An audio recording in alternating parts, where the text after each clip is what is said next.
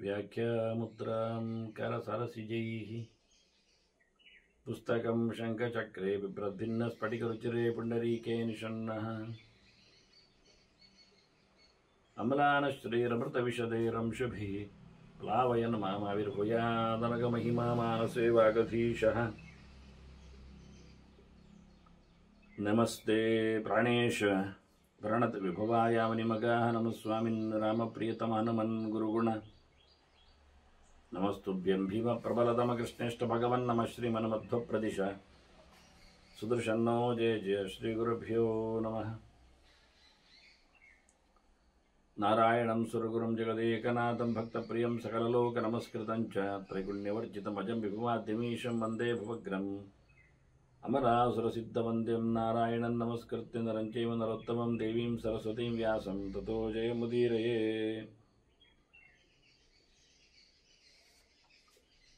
ತುಳಸಿ ಸಮೀಕ್ಷೆಯ ಚಿಂತಕರಿಗೆ ವಂದನೆಗಳು.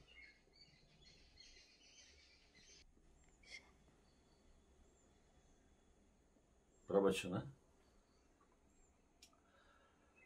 ಮೀಯುವಾಗ ತುಳಸಿ ಮೈಯಲ್ಲಿದ್ದರೆ ಅದು ತೊಂದರೆಗೂ ಕಾರಣ.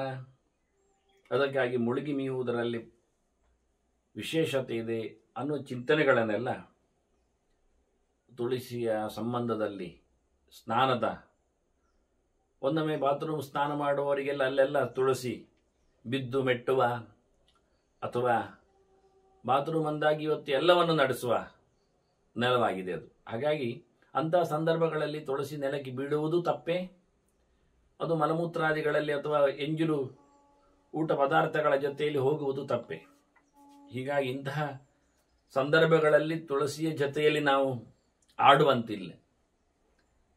ಆದರೂ ಶಿವ ಪಾರ್ವತಿಗೆ ಹೇಳುವ ಗೌರಿ ತಂತ್ರದ ಮಾತಿನಲ್ಲಿ ತುಳಸಿಯ ಬಗ್ಗೆ ಹೇಳಿಕೆಗಳು ಬಂದಾಗ ಸ್ಪಷ್ಟವಾಗಿ ಸ್ನಾನ ಕಾಲೇ ಯಸ್ಯಾಂಗೆ ದೃಶ್ಯತೆ ತುಳಸಿ ಶುಭ ಗಂಗಾದಿ ಸರ್ವತೀರ್ಥೇಶು ಸ್ನಾತಂ ತೇನ ನ ಸಂಶಯ ಅಂತ. ಇದೆಲ್ಲ ಸುಳ್ಳು ಹೇಳುವ ಸಂಗತಿ ಅಲ್ಲ ಇದು. ತುಳಸಿಯ ಜೊತೆಯಲ್ಲಿ ಸ್ನಾನ ಮಾಡಿಕೊಂಡ್ರೆ ನಾವು ಗಂಗೆ ನೀರಿನಲ್ಲಿ ಮಿಂದ ಫಲವನ್ನು ಪುಣ್ಯವನ್ನು ಆ ವ್ಯವಸ್ಥೆಯನ್ನು ಪಡಿತೇವೆ ಅನ್ನುವ ಮಾತು. ನಾವಿನ್ನೂ ತುಳಸಿಯ ಬಗ್ಗೆ ಹೆಚ್ಚಿನ ಸ್ವರೂಪದ ವಿಷಯದಲ್ಲಿ, ಅದರ ಬುಡದಲ್ಲಿ ಏನಿದೆ, ತುದಿಯಲ್ಲಿ ಏನಿದೆ, ಯಾರಿಗೆ ಬೇಕು ಅನ್ನುವ ವಿಷಯಗಳನ್ನು ಇನ್ನೂ ಮಾತಾಡಿಲ್ಲ. ಇದು ಮುಂದಕ್ಕೆ ಪ್ರತ್ಯೇಕವಾಗಿ ಅದನ್ನು ಹೇಳುತ್ತೆ. ಆದ್ರಿಂದ ಅಲ್ಲಿ ಎಲ್ಮೂಲೆ ಸರ್ವತೀರ್ಥನೆಯವನ ಮಾತು ತುಳಸಿಯ ಬುಡದಲ್ಲಿ, ಗಿಡದ ಕಡೆಯಲ್ಲಿ ಎಲ್ಲ ತೀರ್ಥಗಳ ಸಮಾವೇಶವನ್ನು ಉಲ್ಲೇಖ ಮಾಡುತ್ತಾರೆ. ನಾವು ಹಾಕುವ ಹೊರಗಿನ ನೀರು ಬುಡಕ್ಕೆ ಬಡಿದುಕೊಂಡಾಗ ಅದರ ಸಂಪರ್ಕಕ್ಕೊಳಗಾಗಿ ಗಂಗೆಯ ಸನ್ನಿಧಾನವನ್ನು ಪಡೀತದೆ ಅಂತ. ಅಂದರೆ ಗಂಗೆ ಬರ್ತಾಳೆ ಅಂತ ಗಂಗೆನೇ ಹೇಳಿಕೊಂಡಿದ್ದಾಳೆ. ಕಳಿಸಿಕೊಡುವ ವ್ಯವಸ್ಥೆಯನ್ನು ನಾರಾಯಣ ತುಳಸಿ ಪ್ರಿಯ ಮಾಡುತ್ತಾನೆ ಅಂದಾಗ ನಾವು ಹೇಳೋದೇನು? ಹಾಗಾಗಿ ಶಿವ ಹೇಳುತ್ತಾನೆ, ತಾನು ಹೊತ್ತಿರುವ ಗಂಗೆ ಅವನು ಗಂಗಾಧರ. ಹಾಗಾಗಿ ಅವನಿಗೆ ಅದು ಅತ್ಯಂತ ಹೆಚ್ಚಿನ ಸಂಗತಿಯಾಗಿ ಗೊತ್ತಿದೆ, ಆಕೆಯ ಪರಿಸ್ಥಿತಿ, ಆಕೆಯ ನಡೆ ಎಲ್ಲಿದೆ ಅಂತ. ಹಾಗಾಗಿ ಯಾರು ತುಳಸಿಯನ್ನು, ಭಗವದಿಷ್ಟವಾದ ಪದಾರ್ಥವನ್ನು ಮೈಯಲ್ಲಿ ಧರಿಸಿಕೊಂಡು, ಇಲ್ಲಿ ಮೃತ್ತಿಗೆಯಾಗಿ ತುಳಸಿಯನ್ನೇ ಧರಿಸುವ ಮಾತುಗಳು ಇಂಥದ್ದು ಅನೇಕ ವ್ರತಗಳಲ್ಲಿ ಬರ್ತದೆ. ತುಳಸಿಯನ್ನು ಧರಿಸಿಕೊಂಡು ಸ್ನಾನ ಮಾಡುವ ವಿಧಾನಗಳು, ಅರ್ಕದ ಎಕ್ಕದ ಎಕ್ಕ ಎಲೆ, ವಾಸ್ತವವಾಗಿ ಅದರ ಎಲೆಯನ್ನು ಹಾಕ್ಕೊಂಡು ಸೂರ್ಯನಿಗಾಗಿ ತಲೆ ಮೇಲೆ ಹೊತ್ತುಕೊಂಡು, ಭುಜದ ಮೇಲೆ ಹೊತ್ತುಕೊಂಡು ಸ್ನಾನ ಮಾಡೋದಿಲ್ಲ. ಅದೇ ರೀತಿಯಾಗಿ ಎಳ್ಳನ್ನು ಹಾಕಿಕೊಂಡು ಕೃಷ್ಣಾಷ್ಟಮಿ ಎಂದು ತುಳಸಿ ಹಾಕೊಳ್ಳಿಕ್ಕೆ ಇದೆ. ಹೀಗಾಗಿ ತುಳಸಿಯ ಧಾರಣೆ, ಮೃತ್ತಿಕೆಯ ಧಾರಣೆ ಸ್ನಾನದಲ್ಲಿ ಅದು ಪ್ರಶಸ್ತ ಆಗಿದೆ. ಅದು ತಪ್ಪಾಗದಂತೆ, ಕಾಲಡಿಗೆ ಬೀಳದಂತೆ, ಕಸವಾಗದಂತೆ ನೋಡಿಕೊಳ್ಳುವ ಜವಾಬ್ದಾರಿ ನಮ್ಮದಿದೆ. ಅದರ ಜೊತೆಯಲ್ಲಿ ಗಂಗೆಯ ಬಹಳ ದೊಡ್ಡದಾಗಿರತಕ್ಕಂತಹ ಸನ್ನಿಧಾನವನ್ನು, ಸ್ನಾನದಲ್ಲಿನ ಪಾವಿತ್ರ್ಯವನ್ನು ಪಡೀಲಿಕ್ಕೆ ಆಗ್ತದೆ. ಹಿಂದೆ ತೀರ್ಥವನ್ನು ಅಭಿಷೇಕದ ಬಳಿಕ ಎಲ್ಲರಿಗೂ ಕೊಟ್ಟ ಬಳಿಕ ಮಿಗತೆ ಉಳಿದದ್ದನ್ನು ಹಾಗೆ ತಂಬಿಕೆಯಲ್ಲಿ ಇಡುತ್ತಿದ್ದರು. ರಾತ್ರಿವರೆಗೂ ಅದು ಇರ್ತಿತ್ತು. ರಾತ್ರಿಯ ನಂತರದಲ್ಲಿ ಉಳಿದಿತ್ತು. ಮರುದಿನ ಬೆಳಿಗ್ಗೆ ಅದು ಸ್ನಾನಕ್ಕೆ ಹೋಗುವಾಗ ಅವರು ಅದನ್ನು ತಗೊಂಡೋಗಿ ತಂಬಿಕೆಯಲ್ಲಿ ಸ್ನಾನ ಮಾಡುವಾಗ ನಡುವೆ ಅದನ್ನು ಹಾಕೊಳ್ತಿದ್ರು. ತೀರ್ಥ ಸ್ನಾನ ಆಗ್ತಿತ್ತು ಆಗ ಅದರಲ್ಲಿದ್ದಂತಹ ತುಳಸಿಗಳೆಲ್ಲ ಮೈ ಮೇಲೆ ಬೀಳುತ್ತವೆ. ಹೀಗೊಂದು ಪ್ರಕ್ರಿಯೆ ಆಗ್ತಿತ್ತು. ತೀರ್ಥ ಸ್ನಾನದಲ್ಲಿ ತುಳಸಿಯ ಸನ್ನಿಧಾನದಲ್ಲಿ ತುಳಸಿಯ ಅಭಿಷೇಕ ಆಗ್ತಿತ್ತು. ಅಲ್ಲಿಗೆ ಆವತ್ತಿನ ಹಿಂದಿನ ದಿನದ ತೀರ್ಥಾವತ್ತಿಗೆ ಮುಗಿಯಿತು. ಎಲ್ಲರಿಗೆ ಬೇಕಾದ ಹಾಗೆ ತಗೊಂಡೋಗಿ ಆಪತ್ತು ಕಾಲಕ್ಕೆ ರಾತ್ರಿವರೆಗೂ ಮರುದಿನದೊಳಗೆ ಇಟ್ಟುಕೊಂಡು ಕೊನೆಗೆ ಅದನ್ನು ಮುಗಿಸುವ ವಿಧಾನ ಸ್ನಾನದ ಜೊತೆಯಲ್ಲಿ ಕ್ರಮ. ಹಾಗಾಗಿ ತುಳಸಿಯ ಸ್ನಾನ, ತುಳಸಿಯ ಜಲದ ಸ್ನಾನ ಇವೆಲ್ಲ ಅತ್ಯಂತ ಪ್ರಶಸ್ತವಾಗಿ ಹೇಳಿಕೆಯಲ್ಲಿ ಬಂದಿದೆ. ಅಶ್ವತ್ಥ ಸನ್ನಿಧಿ ಹೇಳಿದಾಗೆ ತುಳಸಿ ಸನ್ನಿಧೋ ಅಂತ ಹೇಳಿಕೊಂಡು ತುಳಸಿ ವೃತ್ತಿಗೆಯ ಜೊತೆಯಲ್ಲಿ ಸ್ನಾನ ಮಾಡುವ ರೀತಿ. ಮತ್ತೆ ತುಳಸಿಯ ಔಚಿತ್ಯದ ಬಗ್ಗೆ ಶಿವ ಹೇಳುವ ಮಾತಿನಲ್ಲಿ ಇವತ್ತು ನಾನು ಗೌರಿ ತಂತ್ರದ ಮಾತುಗಳನ್ನು ಉಲ್ಲೇಖ ಮಾಡುತ್ತಾನೆ. ಹೆಚ್ಚೇನು ಪೂರ್ತಿ ಒಂದು ದೃಷ್ಟಿಯಿಂದ ಊಟದಲ್ಲಿ ಮತ್ತೆ ನೀರಿನ ಪ್ರಾಶನದಲ್ಲಿ, ಇದೀಗ ಸ್ನಾನದ ಬಗ್ಗೆ ಹೇಳಿದ್ರೆ, ಊಟ ಮತ್ತು ನೀರಿನ ಪ್ರಾಶನದಲ್ಲಿ ತುಳಸಿಯನ್ನು ಬಳಸಬೇಕು ಅಂತ. ಭೋಜನ ವಿಧಿಯ ಒಂದು ದೊಡ್ಡ ಸಂಗತಿ, ಅದನ್ನು ಯಜ್ಞವಾಗಿಸಿಕೊಳ್ಳುವಲ್ಲಿ. ಆದ್ರೆ ನಾನು ಅದರ ಬಗ್ಗೆ ಮಾತಾಡೋದಿಲ್ಲ. ತುಳಸಿ ಹಾಕೊಳ್ಳಿಕ್ಕೆ ಇದೇನುವುದನ್ನು ಮಾತ್ರ ಹೇಳುತ್ತೇನೆ ಅಷ್ಟೇ. ದೀಕ್ಷಾನಂತರಂ ಈಶಾನಿ ಯೋಭುಂಕ್ತೆ ತುಳಸಿ ಮಿನ ತದನ್ನಂ ಸೂಕರಮಲಂ ತಜ್ಜಲಂ ಸ್ವರಯಾಸಂ. ಭಗವಂತನ ಲೋಕಕ್ಕಾಗಿ, ದೇವರ ಕೈಂಕರ್ಯಕ್ಕಾಗಿ ಒಬ್ಬ ದೀಕ್ಷೆಯನ್ನು ಪಡೆದ ಬಳಿಕ ಅದಯ ದೀಕ್ಷತೆ ತೃತೀಯಂ ಮ್ರಿಯತೆ ಅಂತ ಶ್ರುತಿ ಹೇಳಿದಾಗೆ, ಪ್ರತಿಯೊಬ್ಬ ಸುಮಾರಾಗಿ ವ್ಯಕ್ತಿಯೊಬ್ಬ 8-10 ವರ್ಷದಲ್ಲಿ ದೀಕ್ಷಿತನಾಗಬೇಕು. ದೀಕ್ಷಿತನು ಅಂದರೆ ದೇವರ ವಿಷಯದಲ್ಲಿ, ದೇವರ ಸೇವೆಯಲ್ಲಿ ಆತ ಬದ್ಧನಾಗಬೇಕು. ಅದಕ್ಕೋಸ್ಕರ ಒಂದು ರೀತಿಯ ಕಮಿಟ್ಮೆಂಟ್ ಮಾಡಿಕೊಂಡಾಗೆ ಅವ ಮಾಡಿಕೊಳ್ಳುತ್ತಾನೆ. ಹಾಗೆಯೇ ಹೆಂಗಸರಿಗೆ ಮದುವೆ ಅನ್ನೋದು ದೊಡ್ಡ ದೀಕ್ಷೆ ಅಂತಲೇ ಹೇಳುತ್ತಾರೆ. ಹೆಣ್ಣು ಮಕ್ಕಳಿಗೆ ಆಯ್ತು, ಹೆಣ್ಣುಮಕ್ಕಳಿಗೆ ಮದುವೆ ಒಂದು ದೀಕ್ಷೆ ಇದ್ದಾಗೆ. ಹೀಗಾಗಿ ಇಂತಹ ದೀಕ್ಷೆಯ ನಂತರದಲ್ಲಿ ಅಂದರೆ ಒಂದು ರೀತಿಯಿಂದ ಮೆಚ್ಯೂರ್ಡ್ ಅಂತ ಅರ್ಥ. 10 ಅಲ್ಲದಿದ್ರೆ 20ಕ್ಕೆ ತನ್ನಿ ನೀವು. ಒಬ್ಬ ಜವಾಬ್ದಾರಿಯುತನಾದ ಬಳಿಕ ಅವನಿಗೆ ಎಲ್ಲ ಸೇವೆಯೂ ಇದೆ, ಎಲ್ಲ ಯಜ್ಞಗಳು ಚಿಂತನೆಯಲ್ಲಿವೆ. ಪಂಚಯಜ್ಞಗಳು ಮಾಡಲಿಕ್ಕೆ ಉಂಟು. ಅತಿಥಿಯ ಸತ್ಕಾರ ಆಗಲಿ, ದೇವರ ಸೇವೆ ಆಗಲಿ, ಪಿತೃಗಳ ಕರ್ಮ ಆಗಲಿ, ಎಲ್ಲವೂ ಆಗಲಿಕ್ಕಿದೆ. ಹೀಗಾಗಿ ಒಂದು ದೃಷ್ಟಿಯಿಂದ ಸ್ವಂತದ ನಿಲುಮೆಗೆ ಬಂದಾಗ ಆತನಿಗೆ ಒಂದು ದೀಕ್ಷೆಯಾಗಿದೆ ಅಂತ ಅರ್ಥ. ಹೀಗಾಗಿ ಅವನು ಎಚ್ಚರವನ್ನು ಪಡೆದ ಬಳಿಕ ದೇವರ ಎಚ್ಚರಕ್ಕಾಗಿ ಆತ ಪ್ರತಿನಿತ್ಯ ಉಣ್ಣುವಾಗ ಅನ್ನಕ್ಕೆ ತುಳಸಿಯನ್ನು ಹಾಕಿಕೊಂಡು, ನೀರಿಗೆ ತುಳಸಿಯನ್ನು ಹಾಕಿಕೊಂಡು ಕುಡಿಬೇಕು, ಪಡೆಯಬೇಕು. ಅಲ್ಲದೆ ಹೋದಲ್ಲಿ ಅದು ಹಂದಿಯ ಹೇಲಿಗೆ ಮತ್ತೆ ಕಳ್ಳಿಗೆ ಸಮನಾಗುತ್ತೆ ಎನ್ನುವರ ಮಟ್ಟಿಗೆ ಚಿಂತನೆಯನ್ನು ಕೊಟ್ಟಿದ್ದಾರೆ. ಹೀಗಾಗಿ ತುಳಸಿ ಪತ್ರ ಸಹಿತಂ ಜಲಂ ಪಿಬತಿಯೋ ನರಹ ಸರ್ವಪಾಪ ವಿನಿರ್ಮುಕ್ತ ಮುಕ್ತೋ ಭವತಿ ಭಾನಿ. ನೀರಿನಲ್ಲಿ ತುಳಸಿಯನ್ನು ಹಾಕಿಕೊಳ್ಳುವುದರ ಮೂಲಕ ನೀವತ್ತು ಪ್ರತ್ಯಕ್ಷವಾಗಿ ಅದರ ಪರಿಣಾಮವನ್ನು ನೋಡಬಹುದು. ಹೇಗೆ ಕೇಳಿದರೆ ಎಲ್ಲ ರೋಗಾಣುಗಳ ಮುಕ್ತಿ ಅಲ್ಲಿ ಆಗ್ತದೆ ಅನ್ನೋದು ಇವತ್ತು ಪ್ರತ್ಯಕ್ಷ. ನೂರಾರು ಔಷಧಿಗಳಲ್ಲಿ ತುಳಸಿಯ ಪ್ರವೇಶವನ್ನು ಎಲ್ಲ ವೈದ್ಯರು ಗಮನಿಸಿದ್ದಾರೆ, ತಿಳ್ಕೊಂಡಿದ್ದಾರೆ. ಅದರಲ್ಲಿ ಇರತಕ್ಕಂತಹ ಅತ್ಯದ್ಭುತವಾದಂತಹ ಆಮ್ಲ ಶಕ್ತಿಗಳಲ್ಲಿ. ಹೀಗಾಗಿ ರಸಾಯನ ದ್ರವ್ಯಗಳಿಂದಾಗಿ ಅದನ್ನು ನೀರಿನಲ್ಲಿ ಹಾಕುವ ಮೂಲಕ ನೀರನ್ನು ಶುಚಿಗೊಳಿಸಿ ಆತ ಎಲ್ಲ ದೋಷಗಳಿಂದ ಮುಕ್ತನಾಗ್ತಾನೆ. ಇದರಿಂದ ಭಗವದೆಡೆಗೆ ಒಂದು ಪುಣ್ಯ ವಿಷಯದಲ್ಲಿ ಇದು ಅಲೌಕಿಕವಾದ ನೆಲೆ. ಲೌಕಿಕವಾಗಿ ನೋಡಿಕೊಂಡ ಆರೋಗ್ಯ ಮುಕ್ತನಾಗ್ತಾನೆ. ಅತ್ತ ಸಂಸಾರದಿಂದಲೂ ಮುಕ್ತನಾಗಲಿಕ್ಕೆ ಆಗತ್ತೆ ಅಂತ ಬಹಳ ಚಂದವಾಗಿ ಕುಡಿಯುವ ನೀರು, ತಿನ್ನುವ ಅನ್ನ, ಇದರ ಜೊತೆಯಲ್ಲಿ ಇರತಕ್ಕಂಥ ತುಳಸಿಯ ಸಂಪರ್ಕವನ್ನು ಉಲ್ಲೇಖ ಮಾಡಿದ್ದಾರೆ. ಮುಂದಕ್ಕೆ ವಿಶೇಷವಾಗಿ ತುಳಸಿಯ ಸ್ವೀಕಾರ ಮಾತ್ರ ಅಲ್ಲ, ತುಳಸಿಯ ಸೇವೆಯನ್ನು ಸಹ ನಾವು ನಡೆಸಬೇಕಾಗಿದೆ. ಏತು ಶ್ರೀ ತುಳಸಿ ಸೇವಾಂ ಕುರುವಂತಿ ಗಿರಿಸಂಭವೆ ನಾನೋಪಹಾರೈ ತೇ ಯಾಂತಿ ತದ್ವಿಷ್ಣೋ ಪರಮಂ ಪದಂ ಅಂತ. ದೇವರ ವಿಶೇಷವಾದ ಲೋಕಕ್ಕೆ ತೆರಳು ಖಾಲಿ ಊಟದಲ್ಲಿ ತುಳಸಿಯನ್ನು, ಬಟ್ಟಲಿನಲ್ಲಿ ತುಳಸಿಯನ್ನು, ನೀರಿನಲ್ಲಿ ತುಳಸಿಯನ್ನು, ಮೀವಲ್ಲಿ ತುಳಸಿಯನ್ನು ಉಪಯೋಗಿಸಿಕೊಂಡ್ರೆ ಆಗುವುದಲ್ಲ. ತುಳಸಿಯ ಸೇವೆ ಮಾಡಬೇಕಲ್ಲ. ನಮಗೆ ಬರಬೇಕಾದ ತುಳಸಿ, ಯಾರೋ ಸೇವೆಯಲ್ಲಿ ಮಾಡಿದ ತುಳಸಿಯಿಂದ ನಾವು ಲಾಭವನ್ನು ಪಡೆಯುವುದು ಹೇಗೆ ಅಂದ ವಿಶೇಷವಾದಂತಹ ತುಳಸಿಯ ಸೇವೆಯ ಜತೆಯಲ್ಲಿ ನಮ್ಮನ್ನು ನಾವು ತೊಡಗಿಸಿಕೊಂಡಾಗ ನಮಗೆ ಅಂತಹ ಒಂದು ಭಗವಂತನ ಲೋಕಪ್ರಾಪ್ತಿ ಆಗಲಿ, ಆರೋಗ್ಯ ಆಗಲಿ, ಸಂಸಾರದ ನಿವೃತ್ತಿ ಆಗಲಿ ಆಗುವ ಲಕ್ಷಣಗಳೆದುರಾಗಿ ತುಳಸಿಯ ಸೇವೆಯನ್ನು ಮಾಡಬೇಕು ಅಂತ ಹೇಳ್ತಾರೆ. ತುಳಸಿಯ ಸೇವೆ ಹೇಗೆ ಮಾಡುವುದು? ತುಳಸಿಯ ಸೇವೆ ಅಂದರೆ ಏನು? ಬಹುಬಗೆಯ ಉಪಹಾರಗಳಿಂದ ಹೇಳಿ ಉಪಚಾರಗಳಿಂದ ಅಂತ ಹೇಳುವ ಮೂಲಕ ನಾವುಗಳು ಏನು ಮಾಡಲಿಕ್ಕೆ ಬರುತ್ತೆ ಅಂದರೆ, ಮುಖ್ಯವಾಗಿ ತುಳಸಿಯ ಸೇವೆ ಅಂದರೆ ತುಳಸಿಯ ಆರೋಪಣಾತ್ ಸೇಕಾತ್ ಪಾದಕಾನಿ ಮಹಾಂತ್ಯಪಿ ಸಂಕ್ಷಯಮ್ಯಾಂತಿ ದೇವೇಶಿ ತಮಃ ಸೂರ್ಯೋದಯತ. ಎಲ್ಲ ಪಾಪಗಳ ನಿವೃತ್ತಿ ಆಗುವುದು ಯಾವಾಗ ಅಂದರೆ ತುಳಸಿ ಗಿಡಗಳನ್ನು ನೆಡುವ ಮೂಲಕ. ಆದಷ್ಟು ತುಳಸಿ ಗಿಡವನ್ನು ನೆಡೀರಿ. ಇದು ನಮ್ಮದು ವೃಕ್ಷಾಂದೋಲನ ಇದ್ದಾಗೆ. ಸುಮಾರು 8-10 ವರ್ಷದಲ್ಲಿ 7-8 ಅಡಿ ಎತ್ತರಕ್ಕೆ ಬೆಳೆದು ಬಹಳ ಚಂದವಾದಂತಹ, ನಾನೊಂದು ಕಡೆ ತುಳಸಿ ಮರವನ್ನೇ ನೋಡಿದ್ದೇನೆ.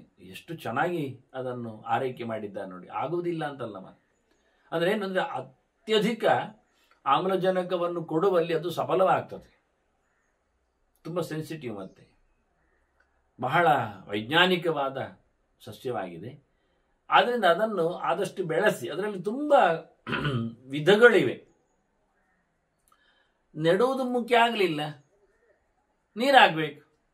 2 ರೀತಿ. ಅದಕ್ಕೆ ನೀರು ಕೊಟ್ಟಷ್ಟು ಖುಷಿ ತುಳಸಿ. ಯಾಕೆಂದರೆ ನೀವು ಅದರ ಎಲೆಯನ್ನೇ ತೆಗೆಯುವುದಲ್ವಾ.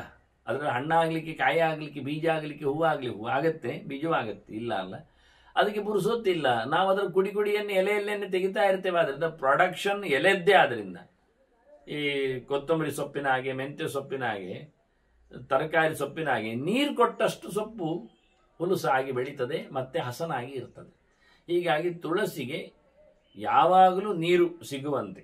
ಮೇಲಿಂದ ಬೀಳುವುದು ಅದಕ್ಕೆ ಇಷ್ಟ ಇಲ್ಲ, ಕೆಳಗಿಂದ ಅದಕ್ಕೆ ಕೊಡುವಂಥದ್ದು ಇಷ್ಟ. ಹಾಗಾಗಿ ಮೇಲಿನಿಂದ ಸ್ವಲ್ಪ ಎಲ್ಲಿಯೋ ಚೂರು ಸಂಪ್ರೋಕ್ಷಣೆ ಮಾಡಬಹುದಷ್ಟೇ ಹೊರತು ನಿಜವಾಗಿ ಸುಮಾರಾಗಿ ನೀರು ಕೊಡಬೇಕಾದ್ರೆ ಬುಡಕ್ಕೆ. ಮಳೆಗಾಲ ಒಂದು ಬಿಟ್ಟರೆ ಮಳೆ ನಿಂತ ಬಳಿಕ ಮತ್ತು ಇನ್ನೊಂದು ಮಳೆ ಬರೋವರೆಗೂ ನೀರಿನ ಸೇಚನ ಅದಕ್ಕೆ ಬೇಕೇ ಬೇಕು. ಇದರಿಂದ ಒಂದು ರೀತಿಯಿಂದ ತುಳಸಿಯನ್ನು ಬೆಳೆಸುವ, ಅದರ ಹತ್ತಿರ ಹೋಗುವ, ಅದರ ಕ್ರಿಮಿಕೀಟಗಳನ್ನು ತೆಗೆಯುವ, ಅದನ್ನು ಚಂದಗೊಳಿಸುವ, ಕಡ್ಡಿಗಳನ್ನು ತೆಗೆಯುವ, ಕಸಕಡ್ಡಿಗಳನ್ನು ಮುಗಿಯುವ ಮೂಲಕ ದೊಡ್ಡ ಸೇವೆ ಮಾಡಿದಾಗುತ್ತೆ. ಆರೋಗ್ಯ ನಮ್ಮನ್ನು ವೃದ್ಧಿಸುತ್ತೆ. ಅದರೊಟ್ಟಿಗೆ ನಮ್ಮೊಳಗಿರತಕ್ಕಂಥ ಅನೇಕ ಕಾಯಿಲೆಗಳು ನಿರ್ಮೂಲನೆಗೊಳ್ಳುತ್ತವೆ. ಮಕ್ಕಳಿಗೆ ಅದರ ಕಷಾಯವನ್ನು ಎಲ್ಲ ಕೊಡ್ತಾರೆ. ನಾವು ಪ್ರತಿನಿತ್ಯ ಅದಕ್ಕೆ ನೀರಲ್ಲಿ ಹಾಕಿ ಸೇವನೆ ಮಾಡಲಿಕ್ಕೆ ಹೇಳಿದ್ದದಕ್ಕೆ. ಇದರ ಒಟ್ಟಿಗೆ ಮುಖ್ಯವಾಗಿ ಭಗವಂತನ ವಿಶೇಷ ಕಾರುಣ್ಯದಿಂದಾಗಿ ನಮಗೆ ಅನೇಕ ಪುಣ್ಯ ಲಾಭಗಳು ಇವೆ ಅಂತ ಉಲ್ಲೇಖ ಮಾಡಿತು. ಇದೆಲ್ಲ ಸತ್ಯವೋ ಕೇಳಿದರೆ ನೋಡಿ, ತುಳಸಿ ಇವತ್ತು ತುಳಸಿ ಕಾಫ್ ಎಲ್ಲ ಬರ್ತದೆ, ಸಿರಪ್ ಎಲ್ಲ, ಅದರಿಂದೆಲ್ಲ ಕಫ ಹೋಗುವ ಬಗ್ಗೆ, ಜ್ವರ ನಿವೃತ್ತಿಯ ಬಗ್ಗೆ ಎಲ್ಲ ಕೊಟ್ಟಿದ್ದಾರೆ. ಬೇಕಾದಷ್ಟು ವೃದ್ಧರಿಗೂ ಮಕ್ಕಳಿಗೂ ಎಲ್ಲರಿಗೂ ಆಗುವಂತಹ ಸಿರಪ್ಗಳನ್ನೆಲ್ಲ ತಯಾರು ಮಾಡಿದ್ದಾರೆ.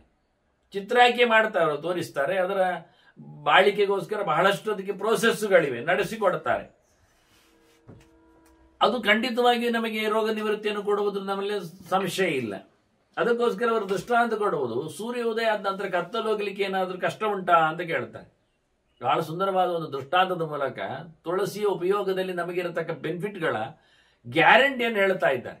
ಏನು ಗ್ಯಾರಂಟಿ ಕೇಳಿದರೆ ಅವ್ರು ಹೇಳುದು, ಅಲ್ಲ ಸೂರ್ಯೋದಯ ಆದ ನಂತರ ಇಲ್ಲವಾ ಕತ್ತಲು ಇನ್ನೂ ಇರ್ತದೆ, ಸೂರ್ಯ ಏನು ಬರ್ತಾನೆ ಒಂದು ಬದಿಯಲ್ಲಿ, ಕತ್ತಲು ಒಂದು ಕಡೆ ಇಲ್ಲಿ ಇರ್ತದೆ ಹೇಳಿದರೆ ಅದು ಇಂಪಾಸಿಬಲ್, ಸಾಧ್ಯವೇ ಇಲ್ಲದ ವಿರೋಧ ಧರ್ಮಗಳ ಕತೆ. ಹಾಗಾಗಿ ತುಳಸಿಯ ಸೇವನೆ, ಅದರ ಪಕ್ಕದಲ್ಲಿ ನಿಲ್ಲುವಂಥದ್ದು, ಅದಕ್ಕೆ ಪಾತಿ ಕಟ್ಟುವುದು, ನೀರು ಹಾಕುವುದು, ಪ್ರದಕ್ಷಿಣೆ ಬರುವುದು, ಅದರ ಬಗ್ಗೆ ಹೆಚ್ಚು ಕಾಳಜಿ ವಹಿಸುವುದು, ಎಲ್ಲಿವರೆಗೆ ಕೇಳಿದರೆ ತುಳಸಿಯ ಸೇವೆ ಅಂದರೆ ಮನಸ್ಸಿನಲ್ಲಿ ತುಳಸಿ ಇರ್ತದೆ. ಹೀಗಾಗಿ ಅದು ಅಭೌತವಾದ ಅಲೌಕಿಕವಾದ ಒಂದು ಸ್ಪರ್ಶವನ್ನು ಕೊಡುತ್ತದೆ. ಸಾಮಾನ್ಯ ಮನುಷ್ಯರನ್ನು ನಾವು ಎಣಿಸಿಕೊಂಡರೇನೆ ಮತ್ತೆ ಮತ್ತೆ ಎಣಿಸಿಕೊಂಡಾಗ ಅವರು ಹತ್ತಿರಕ್ಕೆ ಬರ್ತಾರೆ. ನೀವೇನು ನೆನಪಿಸಿಕೊಂಡಾಗ ಆಯ್ತು, ನನಗೆ ಏನು ನಿಮ್ಮನ್ನು ಮಾತಾಡಿಸಬೇಕು ಅಂತ ಬಂದೆ ಅಂತ ಹಾಗೇನೋ ಅವರಿಗೆ ಸಂಜ್ಞೆಗಳು, ಸೂಚನೆಗಳು ತನ್ನಷ್ಟಕ್ಕೆ ಪಾಸ್ ಆನ್ ಆಗ್ತವೆ, ಬರ್ತವೆ. ಎಷ್ಟೋ ದೂರದವರು ಎಷ್ಟೋ ಸಂವೇದನೆಗಳಿಗೆ ಬದ್ಧರಾಗ್ತಾರೆ. ಇದು ಸಾಮಾನ್ಯ ಮನುಷ್ಯರಲ್ಲಿ, ಸಾಮಾನ್ಯ ಒಂದು ಹಾರ್ದವಾದ ಸಂಬಂಧದ ನೆಲೆಯಲ್ಲಿ. ಕೆಲವೊಮ್ಮೆ ವಿಚಿತ್ರವಾಗಿ, ವಿಪರೀತವಾಗಿ ಅನ್ನೋನ್ ಅಪರಿಚಿತ ವ್ಯಕ್ತಿಗಳ ಬಗ್ಗೆ ಇವನಿಗೆ ಕೆಲವೊಮ್ಮೆ ಯೋಚನೆಗಳು ಬರುವುದುಂಟು, ಸಂವಹನ ಆಗುವುದುಂಟು. ಹಾಗಿರುವಾಗ ದೇವತೆಗಳ ಬಗ್ಗೆ ಏನು ಹೇಳುವ?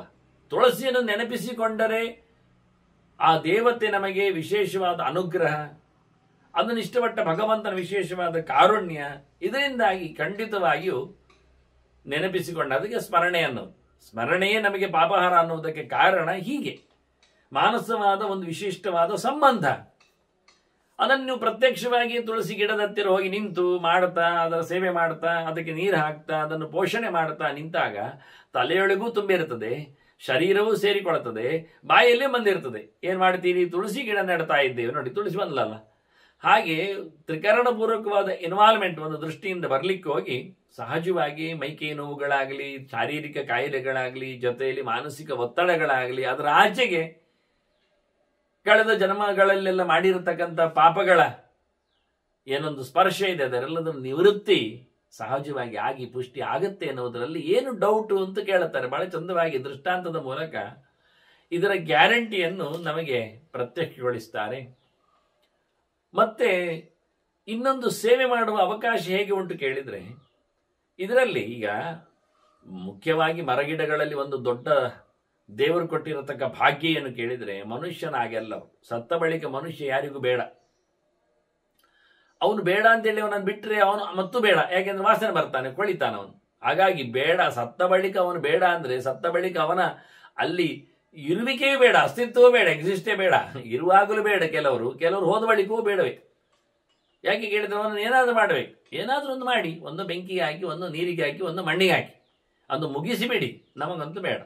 ಅದೇ ಮರಗಳು ಹಾಗಲ್ಲ, ತಮ್ಮ ಜೀವಿತಾವಧಿಯಲ್ಲಿ ಬೇಕಾದಷ್ಟು ಹಣ್ಣು ಹಂಪಲನ್ನು ಕೊಡ್ತಾವೆ, ನೆರಳು ಕೊಡುತ್ತಾವೆ, ಮಣ್ಣಿನ ಫಲವತ್ತತೆಗೆ ಕಾರಣ ಆಗ್ತಾವೆ, ವಾತಾವರಣದಲ್ಲಿ ವಿಶೇಷವಾದ ಆಮ್ಲಜನಕದ ಪಸರಿಸುವಿಕೆಯಲ್ಲಿ ಸುಮಾರಾದ ಹಕ್ಕಿ ಪ್ರಾಣಿಗಳಿಗೆಲ್ಲ ಮನೆ ಆಗ್ತಾವೆ, ತವರ ಆಗ್ತಾವೆ, ಇನ್ನೇನೇನೇನೇನೋ ಬೇರುಗಳಿಂದ ಔಷಧ, ಎಲೆಗಳಿಂದ, ಕಾಯಿಗಳಿಂದ, ಕಡ್ಡಿಗಳಿಂದ ಔಷಧ ವ್ಯವಸ್ಥೆ, ಇನ್ನೇನು ಇಷ್ಟಾಗಿ ಅಲ್ಲದೆ ಸತ್ತ ಬಳಿಕ ಅವುಗಳು ಉರುವಲ ಆಗ್ತಾವೆ. ಏನಲ್ಲ ಅದು ಮನುಷ್ಯನಿಗೆ ಊಟಕ್ಕೆ ಸಿಗ್ತಾವೆ, ಪ್ರಶಸ್ತ ಸಮಿತಿಗಳಾದರೆ ಯಜ್ಞಕ್ಕೆ ಉಪಯೋಗಿ ಆಗ್ತವೆ, ಇನ್ನು ಮೇಲ್ಮಟ್ಟದ ಒಳ್ಳೆಯದು ಕ್ವಾಲಿಟಿ ಆದರೆ ಅದು ಆಸನ ವ್ಯವಸ್ಥೆಗಳಿಗೆ ಆಗ್ತವೆ, ಬಾಗಿಲು ಮರ ಎಲ್ಲ ಆಗ್ತದೆ. ನೋಡಿ ಎಷ್ಟಿಲ್ಲ. ಒಂದೊಮ್ಮೆ ಮರಗಳು ನಮ್ಮ ಹಾಗೆ ಸತ್ತ ಬಳಿಕ ಕೊಳೆಯುವುದು, ವಾಸನೆ ಬರುವುದಾದ್ರೆ ಒಂದು ಬೆಂಕಿ ಹಾಕಿಬಿಟ್ರೆ, ನಾವು ಒಂದು ನೀರಿಗೆ ಹಾಕಿಬಿಟ್ರೆ, ಒಂದು ನೆಲಕ್ಕೆ ಹಾಕಿಬಿಟ್ರೆ, ಮತ್ತೆ ನಮಗೆ ಈ ಬಗೆಯ ಆಸನ, ಪೀಠ, ಉಪಕರಣ ಇವುಗಳ ಬಗ್ಗೆ ಯೋಚನೆ ಏನಿದೆ? ಇವತ್ತು ಎಷ್ಟು ಪ್ರೊಡಕ್ಷನ್ಸ್ಗಳು ಮರದಿಂದ ಆಗ್ತವೆ, ಹಾಳೆಗಳು, ಪೇಪರ್ಸ್ಗಳು ಎಲ್ಲ ಮರವೇ, ಮರದಿಂದಲೇ ಎಲ್ಲ ತೆಗೆಯುವಂಥದ್ದು. ನಾವಿವತ್ತು ಬ್ಯಾಗ್ಗಳು, ಇನ್ನಿತರ ಸಾಮಗ್ರಿಗಳು, ರಟ್ಟುಗಳು, ಬಾಕ್ಸುಗಳು ಎಷ್ಟು ಬೇಕಿವತ್ತು ಉಪಕರಣಗಳಿಗಾಗಿ, ಟ್ರಾನ್ಸ್ಪೋರ್ಟೇಷನ್ಸ್ಗಳಿಗಾಗಿ.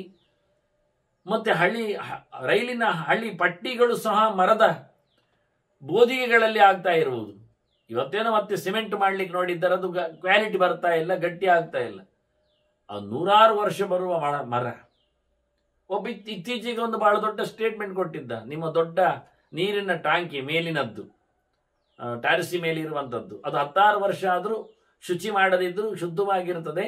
ಅದಕ್ಕೊಂದು ಉಪಾಯ ಏನು ಕೇಳಿದ್ರೆ, ಒಂದು ನೇರಳೆ ಮರದ ಒಂದು ತುಂಡು ಹಾಕಿಯಿಂದ ನೋಡಿ, ನೇರಳೆ ಮರದ ಒಂದು ತುಂಡು ಜೀವಂತ ಇರಬೇಕಂದ್ರೆ ಒಂದು ನೇರಳೆ ಮರದ ತುಂಡು, ಅದು ಅದರಲ್ಲಿ ಇರತಕ್ಕಂಥ ಕೆಟ್ಟಾಂಶಗಳನ್ನು ಹೀರಿಕೊಳ್ಳುತ್ತದೆ ತನ್ನಲ್ಲಿ, ಅದು ಸಾಫ್ಟ್ ಆಗಿ ಕೂತ್ಕೊಳ್ಳುತ್ತದೆ. ಇದರಿಂದ ನೀರು ತಿಳಿ ಆಗ್ತದೆ. ಇದು ನೀರು ತಿಳಿ ಮಾಡಲಿಕ್ಕೆ ಎಷ್ಟೋ ಉಪಾಯಗಳನ್ನು ಇಂದಿನ ನೋಡಿದ್ದಾರೆ. ಬಾವಿಯಲ್ಲಿ ಅಡಿಯಲ್ಲಿ ನೆಲ್ಲಿ ಮರದ ಚೌಕಟ್ಟು ಹಾಕಿ ಬಿಡೋದು, ಇವತ್ತು ಸಿಮೆಂಟ್ ಇದ್ದ ಹಾಕ್ತಾರೆ. ನೆಲ್ಲಿ ಮರದಿಂದಲೇ ಹಾಕತಕ್ಕಂಥ ಪಂಚಾಂಗ ಚೌಕ ಏನಿದೆ, ಅದರಿಂದ ನೀರು ಶುದ್ಧವಾಗಿರ್ತದೆ, ತಂಪಾಗಿರ್ತದೆ, ವಿಷಾಣುಗಳು ಮುಕ್ತವಾಗಿರ್ತವೆ. ಈ ನಮೂನೆ ಸತ್ತದ್ದಕ್ಕೂ ಹೀರಿಕೊಳ್ಳುವ ಸಾಮರ್ಥ್ಯ ಅದರಲ್ಲಿ ಇದೆ. ನಮ್ಮ ಮನೆಯಲ್ಲಿ ಒಮ್ಮೆ ನಾನು ನೇರಳೆ ಮರವನ್ನು ಕಡಿದು ನಿಲ್ಲಿಸಿದ್ದೆ. ಬಹಳ ಸಮಯದವರೆಗೆ ಒಳಗಿರತಕ್ಕಂಥ ನೀರು ಹೊರಗೆ ಬರ್ತಾ ಇತ್ತು. ತುಂಡರಿಸಿದ ಮರದ ತುಂಡಿನಿಂದ ಜೀವಂತವಾದ ನೀರಿನ ಧಾರೆಗಳು. ಹಾಗಾಗಿ ಪ್ರಕೃತಿಯನ್ನು ಸಮತೋಲನದಲ್ಲಿಟ್ಟುವಲ್ಲಿ ಮರಗಿಡಗಳ ಪಾತ್ರ ಬಹಳಷ್ಟಿವೆ. ಇದರಲ್ಲಿಯೂ ಅತ್ಯಂತ ಪ್ರಶಸ್ತವಾದ ತುಳಸಿಗೆ, ಅದರ ಒಣ ಕಾಷ್ಟಕ್ಕೆ, ಅದರ ಕಡ್ಡಿಗೆ ಅತ್ಯಂತ ಮಹತ್ವ ಏನು ಕೇಳಿದ್ರೆ, ಇದು ತೇದಿ ದೇವರಿಗೆ ಹಚ್ಚಲಿಕ್ಕೆ ಬರ್ತದೆ ಅಂತ ಹೇಳಿದ್ರು ನೋಡಿ. ತುಳಸಿ ಚಂದನ, ತುಳಸಿ ಕಾಷ್ಟ ಸಂಭೂತಂ ಚಂದನಂ ಹರಿವಲ್ಲಭಂ ಯೋದದ್ಯಾದ್ ವಿಷ್ಣವೇ ಮರ್ತ್ಯ ಸಯಾತಿ ಹರಿಮಂದಿರ. ದೇವರಿಗೆ ಎಲ್ಲ ಗಂಧಕ್ಕಿಂತ ಹೆಚ್ಚು ಇಷ್ಟವಾದ ಗಂಧ ಯಾವುದು ಕೇಳಿದರೆ ತುಳಸಿ ಗಂಧ ಅಂತ. ಎಷ್ಟು ಜನರಿಗೆ ಅದು ಗೊತ್ತಿಲ್ಲ, ಯಾಕೆ ಪರಿಮಳ ಕಾಣುವುದಿಲ್ಲ ಅಂತ ಸೋಮಾರಿಗಳಾಗ್ತಾರೆ ಅವರು. ಶ್ರೀಗಂಧ ಮಲಯ ಜಗಕ್ಕಿಂತ ಅಥವಾ ಅಗರು ಅತ್ತರಿಗಿಂತ ಹೆಚ್ಚು ಪ್ರಶಸ್ತ, ಇಂಪಾರ್ಟೆಂಟ್ ಅದು ತುಳಸಿಗೆ ಇರೋದು. ತುಳಸಿಯ ಕಾಷ್ಟ ಒಣಗಿದ ಬಳಿಕ ಅದನ್ನೇ ತೆಗೆಯುವುದು, ಅದೇನು ಸಮಸ್ಯೆ ಇಲ್ಲ, ಕೈಯಲ್ಲಿ ಹಿಡ್ಕೊಳ್ಳಿಕ್ಕೆ ಕಷ್ಟ ಇಲ್ಲ, ಸಪೋರ ಇರ್ತದೆ, ತುಂಬ ತೋರ ಇರೋದಿಲ್ಲ. ಹಾಗಾಗಿ ಚಂದ ಮಾಡಿ ಅದನ್ನು ತೇದರೆ ಕಪ್ಪು ಕಲರಿನಲ್ಲಿ ಪೇಸ್ಟ್ ಬರ್ತದೆ, ಅದು ಗಂಧ, ತುಳಸಿ ಗಂಧ.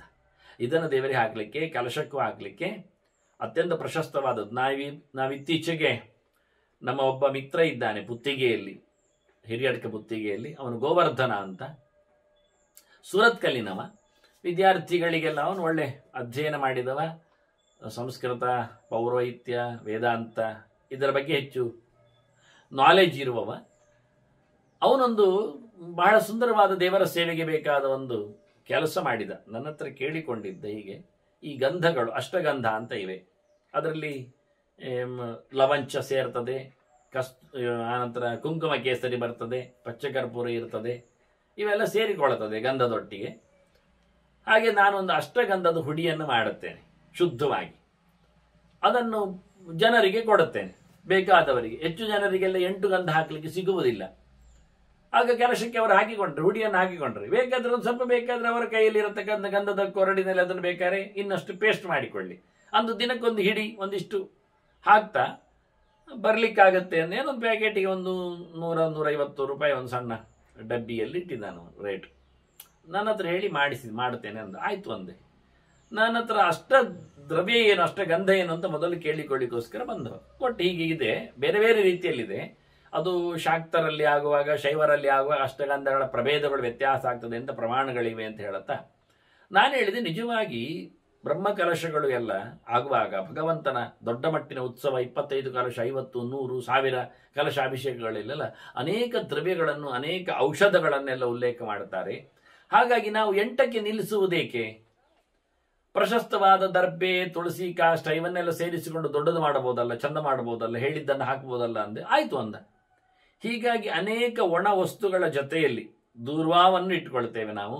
ಹಾಗಾಗಿ ಕೊನೆಗೆ ನಾನು ಅವನಿಗೆ 25 ಕಲಶ ದ್ರವ್ಯ ಅಂತ ಮಾಡಿಕೊಟ್ಟೆ. 25 ಪ್ರಧಾನವಾಗಿ ಉಂಟು ಅಂತ, 25 ತತ್ವಗಳು ಇರ್ಲಿಕ್ಕೆ ಹೋಗಿ ನಮ್ಮ ಪ್ರಪಂಚದಲ್ಲಿ ಆಯ್ತು ಹೇಳಿ 25 ವಸ್ತುಗಳ ಪ್ರಧಾನವಾದ 25 ಶಾಸ್ತ್ರೀಯವಾದ ದ್ರವ್ಯಗಳ ಜೊತೆಯಲ್ಲಿ ಅದರಲ್ಲಿ ದರ್ಬೆ ಸೇರಿದ ಹಾಗೆ ಭದ್ರಮುಷ್ಟಿ ಸೇರ್ತದೆ, ಆನಂತರ ಕಂಗುಷ್ಟ ಸೇರ್ತದೆ, ಲವಂಚೆಗೆ ಹೇಳಿದ್ನಲ್ಲ ನಾನು, ಇಂಥದ್ದು ಅನೇಕ ಮುಸ್ತ ಬರ್ತದೆ, ಅನೇಕ ಪ್ರಕಾರಗಳ ಶುದ್ಧ ದ್ರವ್ಯಗಳ 25 ಇವತ್ತು ಅವೈಲೇಬಲ್. ಬೇಕಾದವರವನನ್ನು ಮಾತಾಡಿಸಿ ಪಡಿಲಿಕ್ಕೆ ಬರುತ್ತೆ. ಬಹಳ ಶುದ್ಧವಾದ, ಅತಿ ಶುದ್ಧತೆಯಲ್ಲಿ ಮಾಡಿರುವ, ನಾನು ಇನ್ನೊಂದು ಶಬ್ದ ಹೇಳಬೇಕಾದ್ರೆ ಮಡಿಯಲ್ಲಿ ಅಂತ ಹೇಳಬೇಕಲ್ಲ, ಮತ್ತೆ ಯಾವುದೇ ಊಟದ ಸಾಮಗ್ರಿಗಳಿಗೆ ಅಥವಾ ಇನ್ನಿತರ ಸ್ಪರ್ಶಕ್ಕೆ ಒಳಗಾಗದಂತೆ ಡೈರೆಕ್ಟ್ ಆಗಿ ದೇವರ ಬಿಂಬಕ್ಕೆ ಅಭಿಷೇಕಕ್ಕೆ ಮುಟ್ಟುವುದರಿಂದ ನೇರ ಕಲಶಕ್ಕೆ ಹಾಕಲು 100ಕ್ಕೆ 100 100% ಅದು ಶುದ್ಧ ಇದೆ, ಕರೆಕ್ಟ್ ಇದೆ ಅಂತ ಹೇಳಬಹುದಾಗಿದೆ.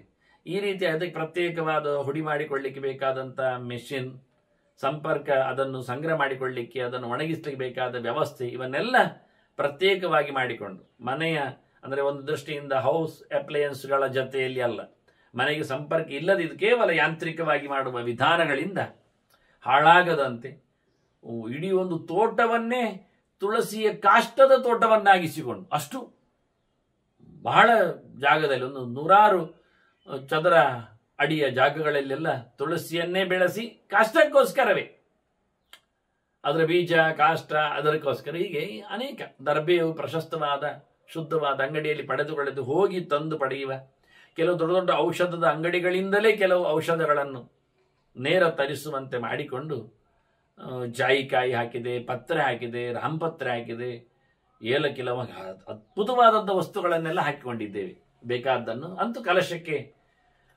ಎಲ್ಲಿ ಕಾಶಿಯಿಂದ ಮತ್ತೆ ಅದಕ್ಕೆ ಶುದ್ಧ ಕರ್ಪೂರವನ್ನು ತರಿಸಿಕೊಳ್ಳುವ ನೆಲೆಯಲ್ಲಿ, ಕುಂಕುಮ ಕೇಸರಿಗೋಸ್ಕರ ಕಾಶ್ಮೀರಕ್ಕೆ ತೆರಳಿ ಅಲ್ಲಿಂದಲೇ ಶುದ್ಧವಾದದ್ದನ್ನು ತರುವ ನೆಲೆಯಲ್ಲಿ, ಹೀಗೆ ಶುದ್ಧತೆಯನ್ನು ಕಾಪಾಡಿಕೊಳ್ಳಲಾಗಿದೆ.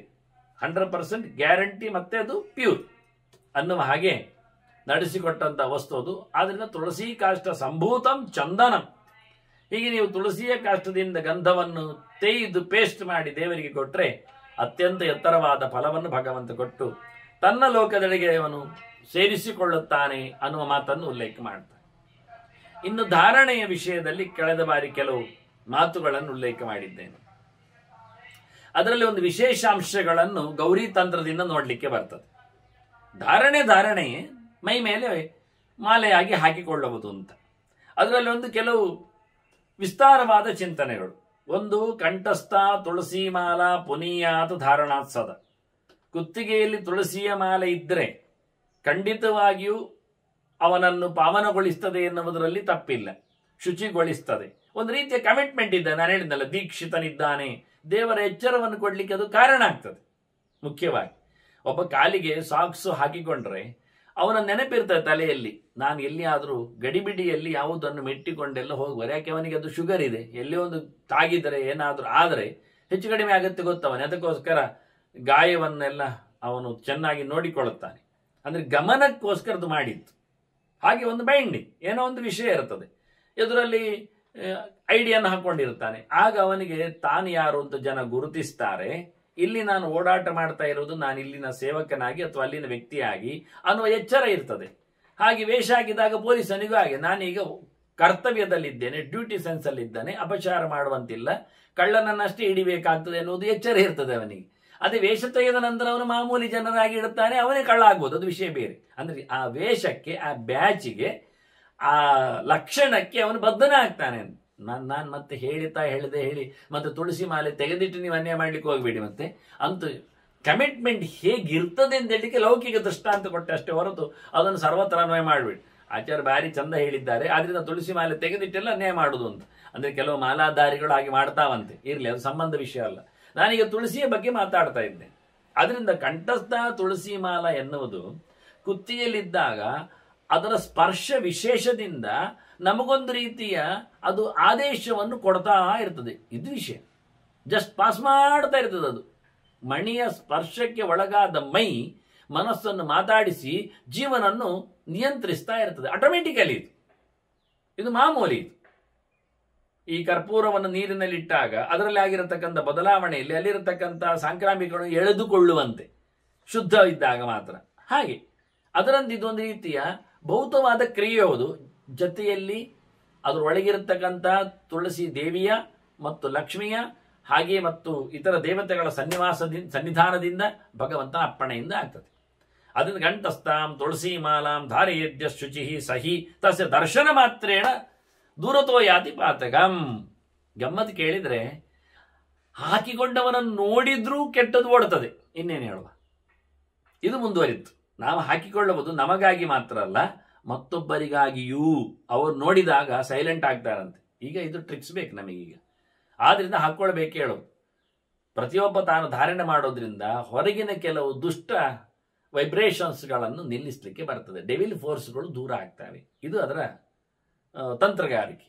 ಒಬ್ಬ ಅಯಸ್ಕಾಂತನ ಇಟ್ಟುಕೊಂಡಿದ್ರೆ ಅವನ ಪಕ್ಕದಲ್ಲಿ ಯಾವುದೇ ಬೇರೆ ರೀತಿಯಾದಂತಹ ಕಾಂತ ಶಕ್ತಿಗಳಿಗೆ ಅವಕಾಶ ಇರುವುದಿಲ್ಲ, ದೂರ ಮಾಡ್ತದೆ ಅದು.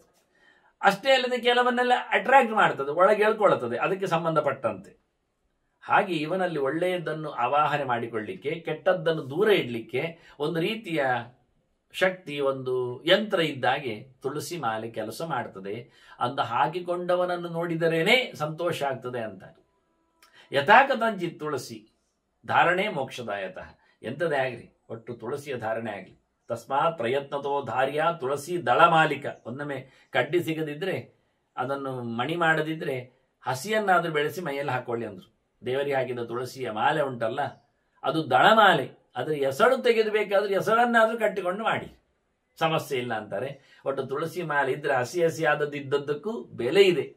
ಕೇವಲ ಕಡ್ಡಿಗೆ ಮಾತ್ರ ಅಂತ ತಿಳ್ಕೊಳ್ಬೇಡಿ. ಅದು ಹಾಕಿಕೊಂಡು ಕೆಲವರು ಹೇಳುದು ತುಳಸಿ ಮಾಲೆ ಹಾಕಿ ಹಾಕಿ ಹಾಕಿ ಅವನ ಮೈಯಲ್ಲಿ ಅವನು ಹೇಳುವ ಸ್ಮರಣೆಯೋ ಚಿಂತನೆಯೋ ಮಾತೋ ಜಪವೋ ಅದೆಲ್ಲ ಶಕ್ತಿ ಅದರಲ್ಲಿದೆ ಅಂತ.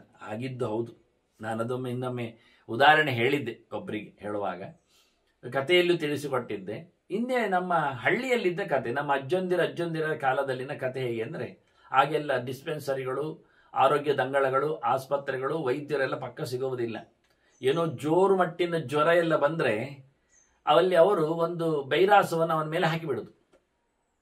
ಒಂದು ಅರ್ಧ ಮುಕ್ಕಾಲು ಗಂಟೆಯಲ್ಲಿ ಜ್ವರವೂ ಇಲ್ಲ, ಏನಿಲ್ಲ, ಆರಾಮಾಗ್ತಾನೆ. ಎಲ್ಲರಂತೆ ಓಡಾಡಿಕೊಂಡು ಊಟ ಮಾಡಿಕೊಂಡೆಲ್ಲ ಕುಣಿತಾನೆ, ಅಷ್ಟು ಜೋರು. ಯಾಕೆ ಕೇಳಿದ್ರೆ, ಹೇಗೆ ಕೇಳಿದ್ರೆ, ಅಲ್ಲಿ ಹರೇ ರಾಮ ಹೇಳೋದು ಹಿಂದೆ ಎಲ್ಲ. ಮತ್ತೆ ಅಚ್ಯುತಾನಂತ ಗೋವಿಂದ ವಿಷ್ಣು ನಾರಾಯಣ ಅಮೃತ ರೋಗಾನವೇ ನಾಶಯಾಶೇಷಾನ್ ಆಶುಧನ್ವಂತರ ಹರೇ ಅಂತ ಇದು ಮಂತ್ರ ಅವರದ್ದು. ಈ ಮಂತ್ರವನ್ನು ನಿರಂತರ ಹೇಳಿಕೊಳ್ಳುವುದು. ಹಿಂದಿನ ಹಿರಿಯ ಜನರು ಎಲ್ಲ ಕೂತ್ಕೊಂಡು ಮನೆಯಲ್ಲಿ ಪುರುಸೋತಾದಾಗೆಲ್ಲ ಒಂದು 1000ಕ್ಕಾಗುವಾಗ ಆ ಬೈರಾಸದಲ್ಲಿ ಬಟ್ಟೆಯಲ್ಲಿ ಒಂದು ಗಂಟು ಹಾಕಿ ಬಿಡುದು, ಹೇಗೆ ಬೇಕಾಗಿ ಒಂದು ಗಂಟು ಆಗುದು. ಹಾಗೆ ಅವರ ಬೈರಾಸುಗಳು ಗಂಟುಮಯ. ಎಲ್ಲಿ ನೋಡಿದ್ರಲ್ಲಿ ಯಾವುದೋ ರೀತಿಯಾದ, ಅದೇನು ಒಳ್ಳೆ ಬೈರಾಸ ಏನಲ್ಲ, ಅದು ಅದಕ್ಕೂ 106 ವರ್ಷ ಆಗಿದೆ, ಅದು ಎಷ್ಟೋ ಜ್ವರವನ್ನು ತೆಗೆದಿದೆ. ಮತ್ತೆ ಅಂತ ಹಳೆ ಬೈರಾಸದು ಅವರ ಅಪ್ಪನ ಕಾಲದ್ದೇನು ಬೈರಾಸು. ಮತ್ತೆ ಎಲ್ಲರೂ ಹಾಕಿದ ಗಂಟು ಅದರಲ್ಲಿ ಉಂಟು. ಯಾರೆಲ್ಲ 1000 ಗಂಟೆಲ್ಲ ಹೇಳ್ತಾರೋ ಅವರೊಂದು ಗಂಟಾಗಿ ಬಿಡ್ಲಿಕ್ಕೆ.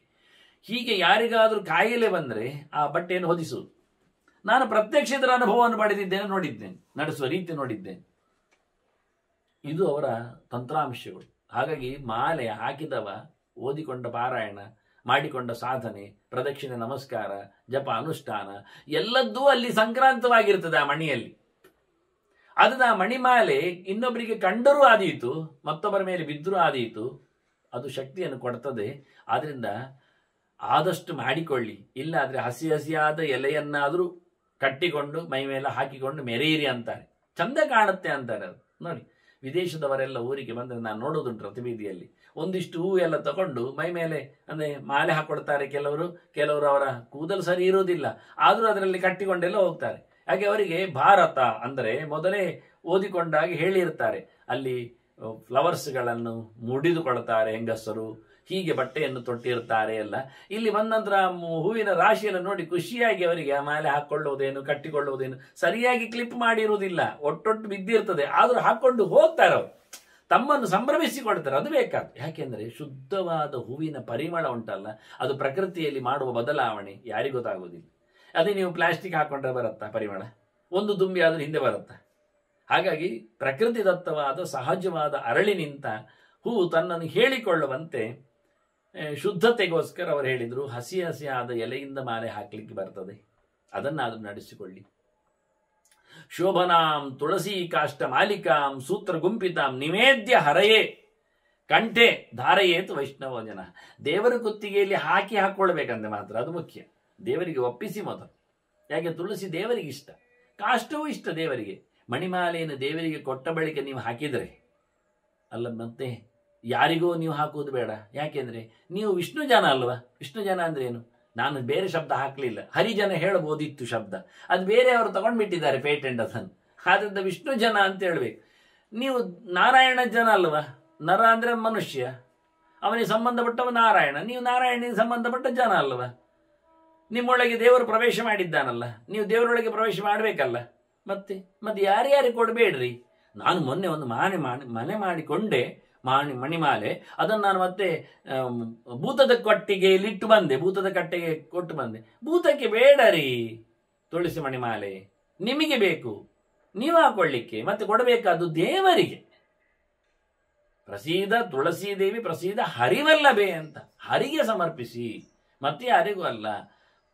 ಅತ್ಯಂತ ಇದು ದೊಡ್ಡ ಕಥೆ, ಅದು ಹೇಳಿದ್ದೇನೆ ನಾನು. ತುಳಸಿ ಮತ್ತು ದೇವರು ಅಂತ ಒಂದು ಕಥೆ. ದೇವರಿಗೆ ಯಾಕೆ ತುಳಸಿ, ತುಳಸಿಗೆ ಯಾಕೆ ದೇವರು ಅಂತ. ಹಾಗಾಗಿ ತುಳಸಿ ಮತ್ಯಾರಿಗೂ ಮುಖ್ಯ ಅಲ್ಲ ವಿಷಯ. ಇಲ್ಲಿ ದಾಸರು ಕೂಗಿದ ಹಾಗೆ, ಒಲ್ಲನೋ ಹರಿಕೊಳ್ಳನೋ ತುಳಸಿ ಇಲ್ಲದ ಪೂಜೆ.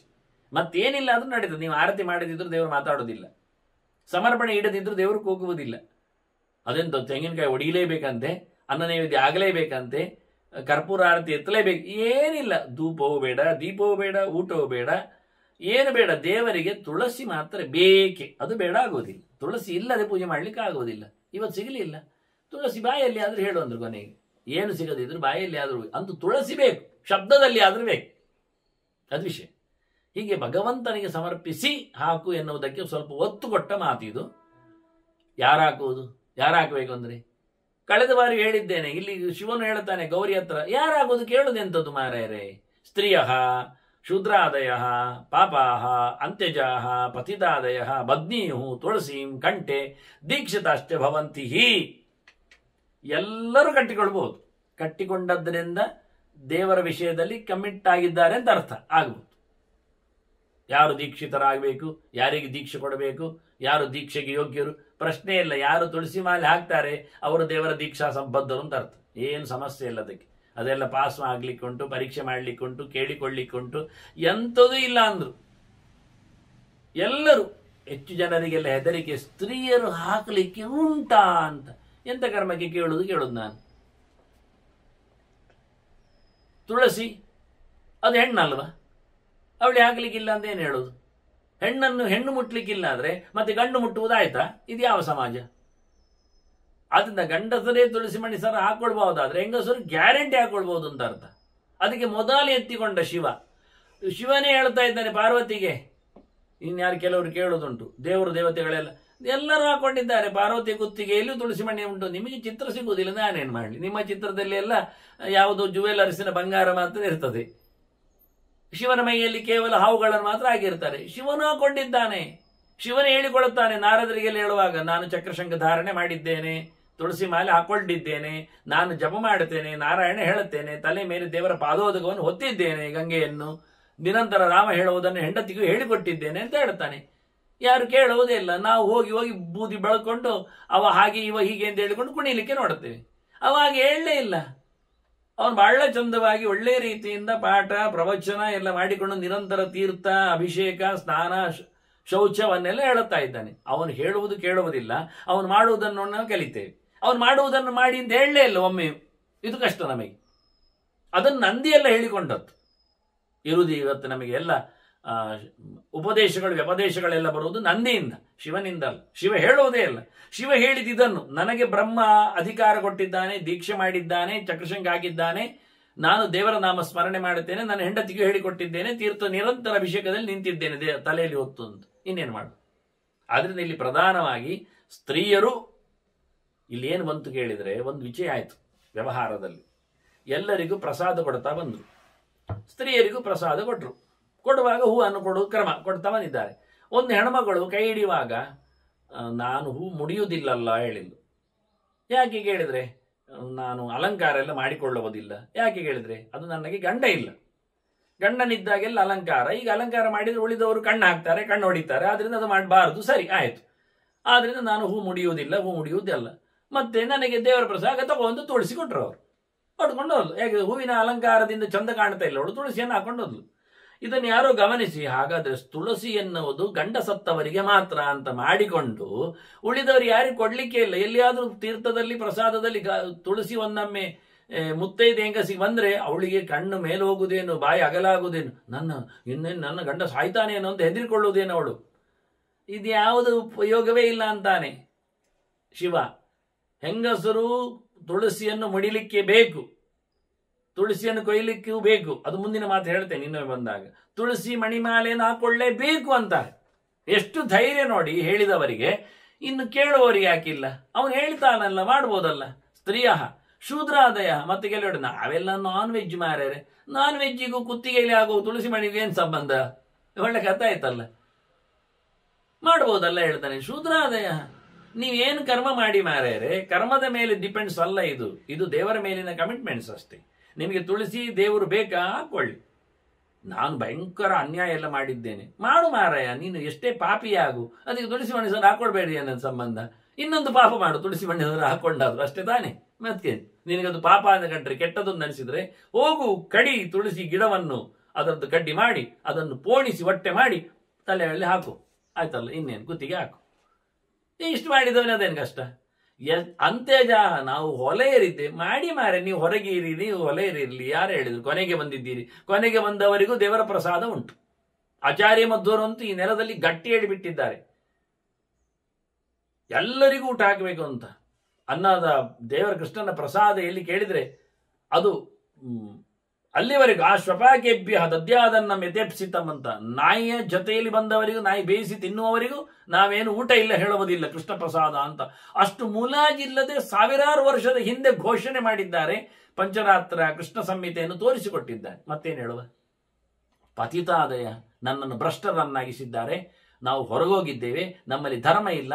ಇರ್ಲಿ ಮಾರೆ, ಇದೊಂದು ಧರ್ಮ ಮಾಡಿ ಸಾಕ, ಎಲ್ಲ ಧರ್ಮವನ್ನು ಎತ್ತಿ ಹಿಡಿತದೆ ಅಂತ ಹೇಳಿ ಪ್ರತಿಯೊಬ್ಬರಿಗೂ ತುಳಸಿ ಮಾಲೆಯನ್ನು ಹಾಕಿಕೊಳ್ಳುವ ಮೂಲಕ ದೇವರ ಸೇವೆ ಮಾಡುವ ಭಾಗ್ಯ ಶಿವ ಘೋಷಣೆ ಮಾಡಿದ್ದಾನೆ. ಅಲ್ಲ, ಯಾವಾಗ ನಮಗೆ ಯಾವಾಗ ದೀಕ್ಷೆ? ಅವ್ರು ಹೇಳ್ತಾರೆ ಯಾವಾಗ ಅಂತ, ಎಲ್ಲಿ ಅಂತ, ಯಾರು ಕೊಡ್ತಾರೆ? ಪ್ರಶ್ನೆ ಇಲ್ಲ. ನಾ ದೇಶಕಾಲ ನಿಯಮ ನಾ ಸ್ಥಾನ ನಿಯಮಸ್ತದ. ಆ ದೇಶ ಅಲ್ಲೂ ಕ್ಷೇತ್ರಕ್ಕೆ ಹೋಗ್ಬೇಕು, ತಗೊಳ್ಬೇಕು ನೀವು. ಅದಕ್ಕೆಲ್ಲ ಭಾರಿ ನಿಯಮ ಉಂಟು. 42 ದಿವಸ ನೆಲದಲ್ಲಿ ಮಲಗಬೇಕು. ಈ ಅಂಥದ್ದಿಲ್ಲ ಅಂತ ನೋಡಿ. ಗಮ್ಮತ್ ನೋಡಿ ಶಿವನದ್ದು. ದೇಶ ನಿಯಮ ಇಲ್ಲ, ಕಾಲ ನಿಯಮ ಇಲ್ಲ, ವ್ರತ ಅಲ್ಲ, ವ್ಯವಸ್ಥೆ ಅಲ್ಲ, ಸ್ಥಾನ ಅಲ್ಲ, ಮತ್ತೊಂದಲ್ಲ. ನಿಮಗೆ ಯಾವಾಗ ಮನಸ್ಸಾಗುತ್ತೆ ಯಾವತ್ತು ಹಾಕೊಳ್ಳೋದು. ವಿದ್ಯತೆ ಪರ್ವತ ಸುತೆ ತುಳಸಿ ಮಣಿಧಾರಣೆ ನೈವೇದ್ಯತೆ. ತುಳಸಿ ಮಣಿ ಮಾಲೆಯನ್ನು ಹಾಕೊಳ್ಳಿಕ್ಕೇನು ಯಾವುದೇ ರೀತಿಯಾದ ಕಂಡೀಷನ್ಸ್ಗಳಿಲ್ಲ, ಏನು ನೀತಿ ನಿಯಮಗಳಲ್ಲ. ಹಾಕೊಳ್ಳಿಕ್ಕೆ ಬೇಕಾದ್ದು ಮಣಿಮಾಲೆ, ದೇವರಿಗೆ ಸಮರ್ಪಿಸಿಕೊಳ್ಳೋದು, ಗುರುಗಳಲ್ಲಿ ಕೇಳೋದು, ಹಾಕೊಳ್ಳೋದು, ಅವ್ರು ಕೊಡಬೇಕು ಅದು ತಗೊಂಡು ಹಾಕ್ಲಿಕ್ಕೆ, ಮುಗಿದು ಮತ್ತೇನಿಲ್ಲ. ನಮಗೆ ಬೇಡ ಮಾರೇರೆ, ಬೇಡ ಆದ್ರೆ ಹಾಳಾಗಿ ಹೋಗ್ಲಿ ಅಂತಾನೆ ಶಿವ. ನ ಧಾರಯಂತಿ ಯೇ ದೇವಿ ತುಳಸಿ ಕಾಷ್ಟ ಮಾಲಿಕಾಂ ಹೇತುವಾದ ರಥಾಹ ಪಾಪಾಹ ಪತಂತಿ ನರಕೆ ಅಶುಚೌ. ನಿಮ್ಮ ಆರೋಗ್ಯ ನಿಮ್ಮ ಕೈಗೆ ಬೇಡ ಅಂದ್ರೆ ನಾವೇನು ಮಾಡ್ಲಿಕ್ಕೆ ಆಗುವುದಿಲ್ಲ. ಕಾರಣ ಹೇಳ್ತಾ, ನಿಯಮಗಳನ್ನು ತಿಳಿಸ್ತಾ, ದೃಷ್ಟಾಂತಗಳನ್ನು ನೂಗ್ತಾ ತಪ್ಪಿಸ್ತಾರಲ್ಲ ಜನ, ಅದು ಮಾಡೋದು ಬೇಡ. ಅದು ಹಾಕಿದಾಗ ಒಬ್ಬ ಬಿದ್ದಿದ್ದಾನೆ, ಅಲ್ಲ ರಸ್ತೆ ಮಾಡಿದ ತಕ್ಷಣ ಆಕ್ಸಿಡೆಂಟ್ ಆಗೋದು ಆಗ್ತದೆ ಅಂತ ಹೇಳಿಕೊಂಡು ಯಾರು ಹೋಗುವುದೇ ಇಲ್ವಾ ರಸ್ತೆಯಲ್ಲಿ? ಮತ್ತೆ ಬಿದ್ದವನು ಹೋಗುದಿಲ್ವ ಇನ್ನೊಮ್ಮೆ ಆ ರಸ್ತೆಯಲ್ಲಿ? ಉಂಡವನಿಗೆ ಕುತ್ತಿಗೆ ಹಿಡ್ಕೊಳ್ಳುತ್ತದೆ ಅಂದ ತಕ್ಷಣ ತಿನ್ನುವುದೇ ಇಲ್ವನು ಮತ್ತೆ ಉಂಡೆಯನ್ನು ತುಂಡರಿಸಿ ತಿನ್ಲಿಕ್ಕೆ ನೋಡುತ್ತಾನೆ. ಯಾರು ಅಲ್ಲಿ ಹೇಳ್ತಾರೆ? ಸುಮ್ಮನೆ ಕಾರಣ ಹೇಳುದು. ಧರ್ಮ ವಿಷಯ ಮಾಡುವಾಗ ಇವರಿಗೆ ಹೆಳೆ ಸಿಗ್ತದೆ, ಅಧರ್ಮ ಮಾಡುವಾಗ ಮುಲಾಜಿಲ್ಲದೆ ಮಾಡ್ತಾರೆ. ಒಳ್ಳೇದು ಮಾಡುವಾಗ 10 ಜನರಲ್ಲಿ ಕೇಳ್ತಾರೆ, ಅದರಲ್ಲಿ ಒಬ್ಬ ಬೇಡ ಹೇಳಿದ್ರು ನಿಲ್ಲಿಸ್ತಾರೆ. ಹಾಳು ಮಾಡುವಾಗ 10 ಜನ ಬೇಡ ಹೇಳಿದ್ರು ನೀವೆಂತದ್ದು ಹೇಳುದು ಮಾಡಿ ಹೋಗ್ತಾನೆ. ಇದಕ್ಕೆಂತ ಹೇಳುದು?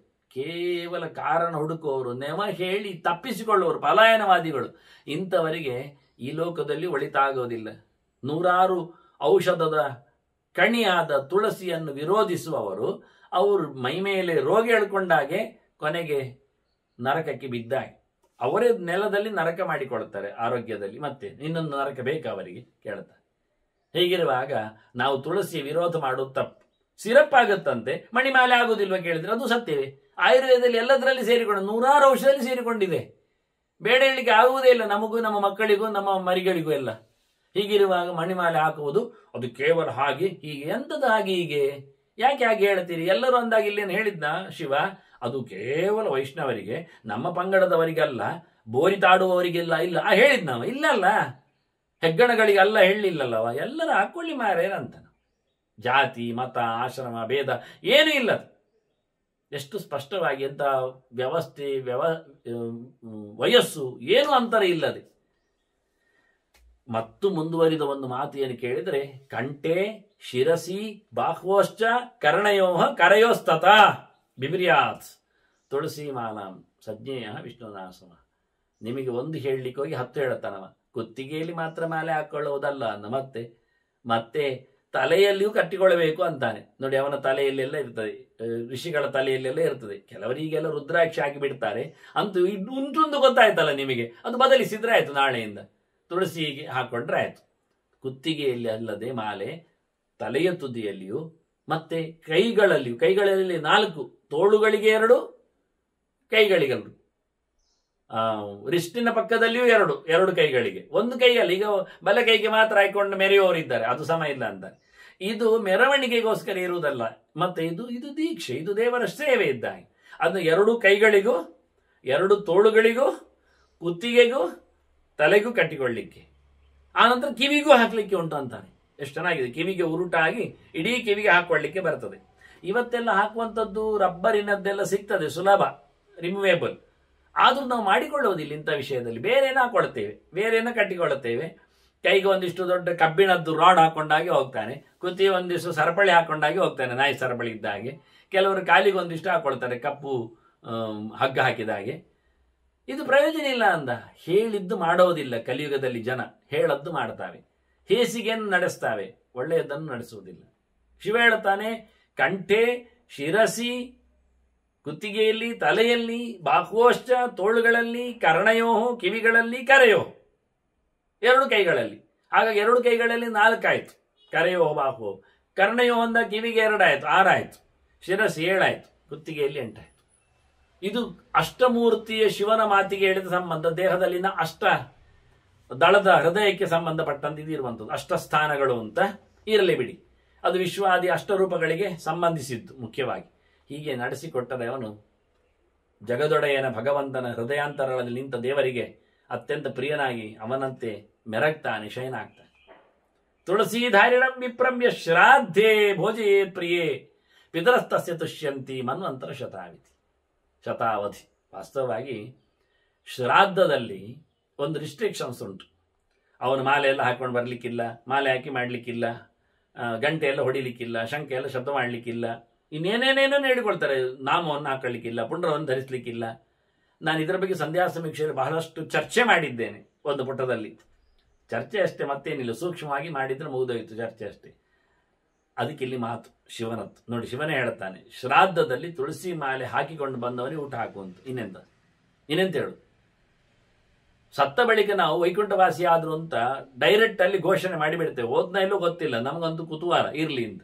ವೈಕುಂಠ ಸಮಾರಾಧನೆ ಮಾಡ್ತೇವೆ, ವೈಕುಂಠವಾಸಿಗಳಾದ್ರು ಅಂತಲೇ ಹೇಳ್ತೇವೆ. ಸ್ವರ್ಗಕ್ಕೆ ತೆರಳಿದ್ರು. ಯಾರು ನರಕಕ್ಕೆ ಹೋಗುದು ನಾವು ಬರೆಯುವುದೇ ಇಲ್ಲ, ಒಮ್ಮೆಯೂ ನೋಡ್ಲಿಲ್ಲ. ಎಂತ ಪಾಪಿಯು ಅನ್ಯಾಯ ಮಾಡಿದವನನ್ನು ನರಕಕ್ಕೆ ಹೋದ ಅಂತ ಸತ್ತ ಬಳಿ ಕೇಳಿದವರಿಲ್ಲ, ಎಲ್ಲ ಸ್ವರ್ಗವೇ. ಇಷ್ಟಿರುವಾಗ ಬದುಕಿದ್ದಾಗ ನಿಮಗೆ ವೈಕುಂಠನ ತೀರ್ಥ ಪ್ರಾಶನ, ವೈಕುಂಠನ ನಾಮಗ್ರಹಣ, ವೈಕುಂಠನ ಪ್ರಸಾದ ಸ್ವೀಕಾರ, ವೈಕುಂಠನಿಗಾಗಿ ಕಂಠ ಮಣಿಮಾಲ ಧಾರಣೆ ಯಾಕೆ ಮಾಡಬಾರದು? ನೀವು ಮಾಡ್ಬೋದಲ್ಲ. ಅದನ್ನು ಉಲ್ಲೇಖ ಮಾಡಿದೀವ ಶಿವ. ಶ್ರಾದ್ದದಲ್ಲಿ ಊಟ ಹಾಕುವಾಗ ಕಾಟಾಕೂಟ ಯಾರಿಗೂ ಹಾಕ್ಲಿಕ್ಕೆ ಹೋಗಬೇಡ. ದೀಕ್ಷೆ ಉಂಟು ನೋಡು ಅವನಿಗೆ. ಬಡಿಸ ಹಾಕಿದ್ದಾನೆ ನೋಡು. ಒಬ್ಬ ಅಂತೂ ವಿದೇಶದವ, ಇಸ್ಕಾನ್ನವ. ಅವನೇನು ಮಾಡಿದ ಅಂದರೆ, ಕೃಷ್ಣ ಮಠಕ್ಕೆ ಬಂದಿದ್ದ. ಯಾರು ಊಟಕ್ಕೆ ಪ್ರಸಾದಕ್ಕೆ ಕರೆದ್ರು. ಹೋದವ ಊಟ ಮಾಡಲಿಲ್ಲ, ಹಿಂದೆ ಬಂದ. ಏನು ಮಾಡಿಲ್ಲ ಪ್ರಸಾದ ಕೇಳಿದರೆ ಅವ ಹೇಳುತ್ತಾನೆ, ಐ ಡೋಂಟ್ ಲೈಕ್ ಇಟ್ ಅಂದ. ನನಗದು ಇಷ್ಟ ಆಗುವುದಿಲ್ಲ, ಬೇಡ ಅಂದ. ಯಾಕೆ ಕೇಳಿದರೆ, ಈ ಡೋಂಟ್ ವ್ಯಾರ್ ದ ಮಾಲೆ ಅಂದವ. ಅವ ತುಳಸಿ ಮಣಿ ಸರ ಹಾಕಲಿಲ್ಲ ಅಡುಗೆಯವ ಅಂದವ. ಕುಕ್ಕರ್ ಅಡುಗೆಯವರು ತುಳಸಿ ಮಣಿ ಸರ ಹಾಕಲಿಲ್ಲ ಅಂತ ಅವನ ಅಡುಗೆಯನ್ನು ರಿಜೆಕ್ಟ್ ಮಾಡಿ ಬಂದ ಇವ. ಅವನಲ್ಲಿ ಒಂದು ಅದ್ಭುತವಾದ ಒಂದು ದೀಕ್ಷೆ. ಪ್ರತಿಯೊಬ್ಬನು ದೇವರ ಸೇವೆ ಮಾಡುವವನು, ದೇವರ ಪ್ರಸಾದ ಮಾಡುವವನು ಹಾಗೆ ಇರಬೇಕು ಅಂತ. ಹಾಗಾಗಿ ಶ್ರಾದ್ದದಲ್ಲಿ ಊಟ ಹಾಕುವಾಗಲೂ ಊಟದವನಲ್ಲಿ, ಇಲ್ಲಾದ್ರೆ ನಾವೊಂದವನಿಗೆ ಮಾಲೆ ಹಾಕಿ ಊಟ ಹಾಕಬೇಕು. ಕೊನೆಗೆ ಇಷ್ಟ ಆದ್ರು ಬಂದಾಗ ನೋಡು, ಚೆಕಪ್ ಮಾಡೋದು, ಚೆಕ್ ಮಾಡಿ, ಇಲ್ಲ ಮಾಲೆ, ನಿನಗೊಂದು ಮಾಲೆ ಹಾಕುವ, ಮತ್ತೆ ಊಟಕ್ಕೆ ಬಾ ಅಂತ. ದೇವರ ಪ್ರಸಾದವನ ತಲೆಯಲ್ಲಿ ಕುತ್ತಿಗೆಯಲ್ಲಿ ಇದ್ರೆ ಅವನು ಯೋಗ್ಯನಾಗ್ತಾನೆ ಅಂತೇಳಿ. ಇಂಥದ್ದು ಬಹಳ, ಇದು ತುಂಬ ಒಂದು ದೃಷ್ಟಿಯಿಂದ ಕ್ರಾಂತಿಕಾರಿಕವಾದ ಗೆರೆಗಳೆಲ್ಲ ಇವುಗಳು. ಮಾರ್ವೆಲಸ್, ಒಂದು ದೃಷ್ಟಿಯಿಂದ ಅದ್ಭುತವಾದಂಥ ಕೆನ್ನೆಗೆ ಹೊಡೆಯುವ, ಮನುಷ್ಯನ ಮತ್ತೆ ಎಳೆದು ತರುವ, ಬಹಳ ಸುಲಭವಾಗಿ ಮಾಡಬಹುದಾದ ವಸ್ತುಗಳಿವು. ಏನೇನು ಲಕ್ಷಗಟ್ಟಲೆ ಖರ್ಚಿಲ್ಲ. ಬಂಗಾರದಲ್ಲಿ ಕಟ್ಟಿಕೊಳ್ಳಿ ಹೇಳಲಿಕ್ಕೆ ಹೋಗಲಿಲ್ಲ ಇವರು. ತಾಮ್ರದಲ್ಲಿ ಜೋಡಿಸಿಕೊಳ್ಳಿ, ಹಗ್ಗದಲ್ಲಿ ಸುರಿದುಕೊಳ್ಳಿ, ಇನ್ನೊಂದು ಹಗ್ಗ ಮಾಡಿ, ಬಾಳೆ ಹಗ್ಗ, ಮತ್ತೆ ಮಾಡಬಹುದಲ್ಲ. ಹಾಗಾಗಿ ಮಣಿಮಾಲೆ ಅದು ಇರಲಿ, ಇದ್ದವನಿಗೆ ಊಟ ಸೇರಲಿ, ಪಿತೃಗಳಿಗೂ ತೃಪ್ತಿ, ದೇವತೆಗಳಿಗೂ ಇಷ್ಟ, ಎಲ್ಲರಿಗೂ ಅನುಕೂಲ ಅಂತ ಹೇಳಿ ಈ ನಾವು ತುಳಸಿಯ ಈ ಬಾರಿಯ ಚಿಂತನೆಯನ್ನು ನೋಡ್ತಾ ಇದ್ದೇವೆ. ಇನ್ನು ಮುಂದಕ್ಕೆ ಕೆಲವು ಇನ್ನೂ ವಿಶೇಷವಾದಂಥ ಮಾತುಗಳನ್ನು ಶಿವ ಹೇಳಿದ್ದು, ಗೌರಿಗೆ ಹೇಳಿದ ಮಾತನ್ನು ಕೇಳಲಿಕ್ಕೆ ಉಂಟು. ಅದನ್ನು ಮತ್ತೆ 9ನೆಯ, ಇವತ್ತು 8ನೆಯ ತುಳಸಿಯ ಪ್ರವಚನ ಆಗಿದೆ. 9ನೆಯ ಪ್ರವಚನದಲ್ಲಿ ಇನ್ನು ಮುಂದುವರಿದ ಕೆಲವು ಮಾತುಗಳನ್ನು ಕೇಳುವ ಮತ್ತು ವಂದನೆಗಳೊಂದಿಗೆ ಶ್ರೀಕೃಷ್ಣ ಅರ್ಪಣಮಸ್ತು. ನಾರಾಯಣ ನಾರಾಯಣ ನಾರಾಯಣ.